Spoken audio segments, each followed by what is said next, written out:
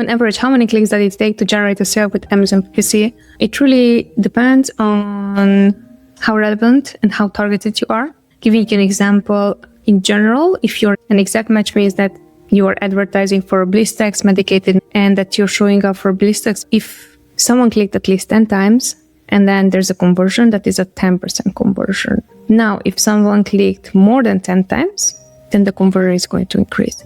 If someone clicked less than 10 times, then the conversion is going to decrease.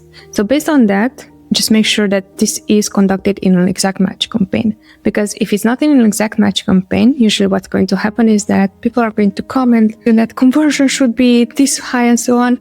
And they're not asking, hey, is this a discovery campaign where just I'm going to generate a lot of search terms that are not exact match? Or is this an exact match campaign where I expect an exact match? Why I'm saying that is because if it's a discovery campaign, for example, you can very likely expect at least 20 clicks in or even more than that without conversion. So just make sure that it's an exact match campaign.